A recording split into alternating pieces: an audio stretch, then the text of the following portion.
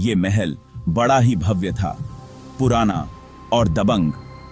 इसका साया नीचे बसे शहर पर ऐसे पड़ता था जैसे कोई श्राप हो।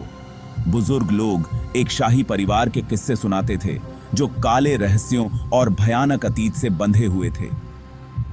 मैं इसकी तरफ खिंचा चला गया।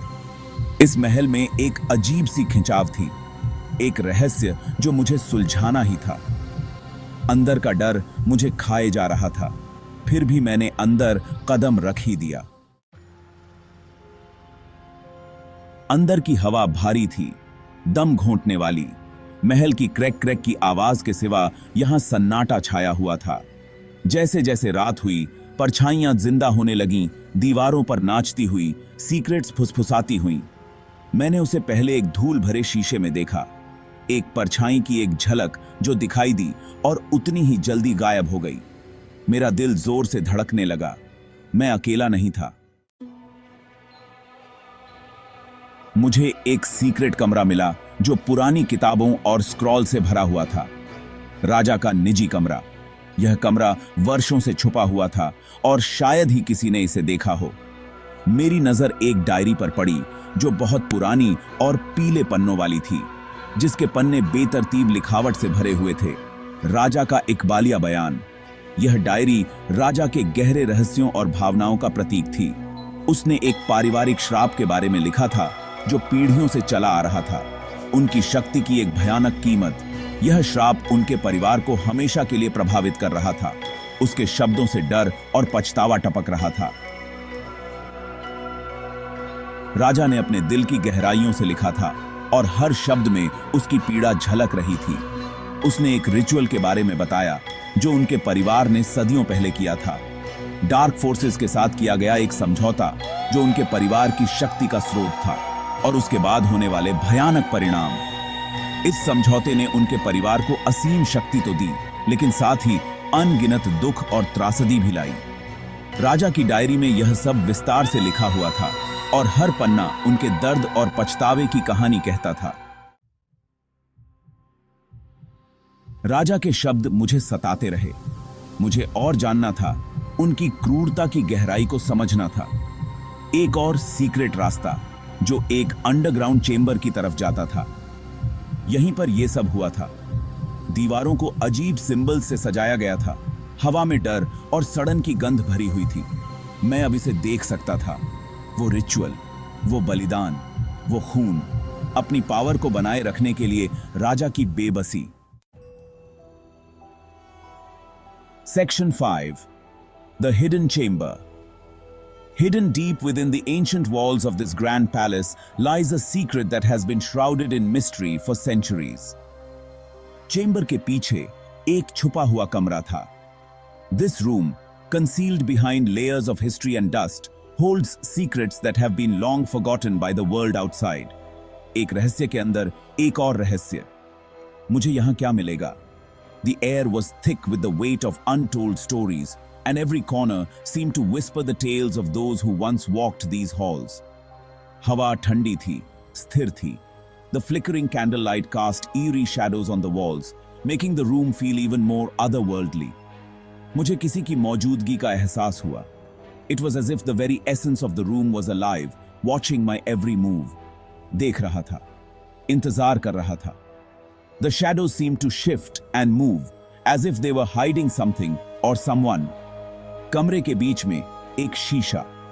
In the center of the room stood a large ornate mirror, its frame intricately designed with symbols and patterns that seemed to tell a story of their own. लेकिन ये कोई आम शीशा नहीं था. This was no ordinary mirror. It seemed to pulse with a dark energy, drawing me closer. ये काला था, अथाह.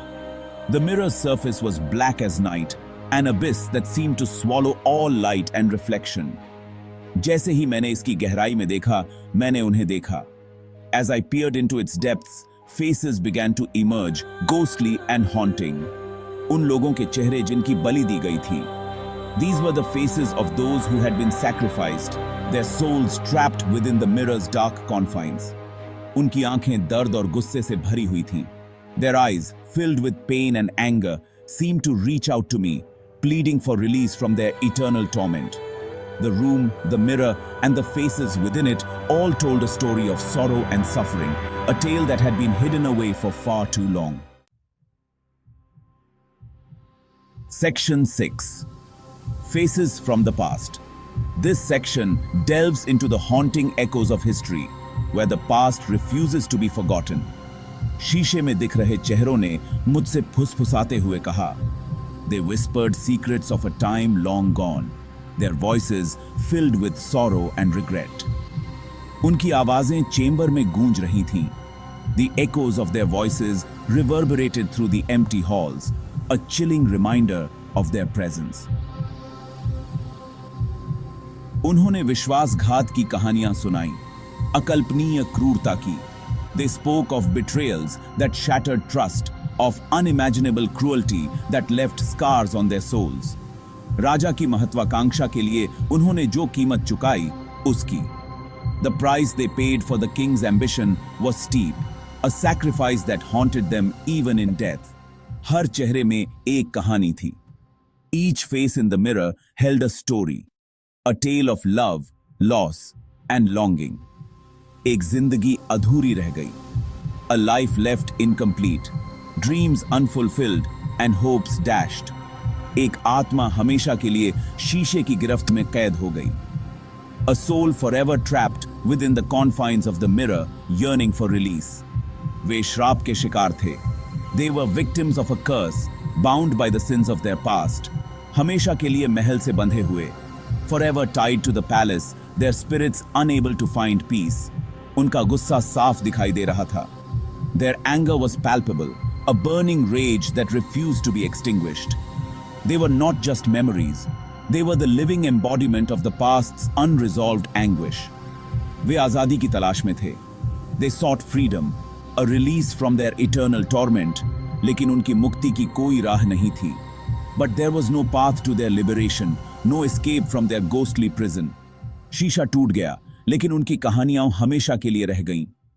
The mirror shattered, but their stories remained, forever etched in the annals of history.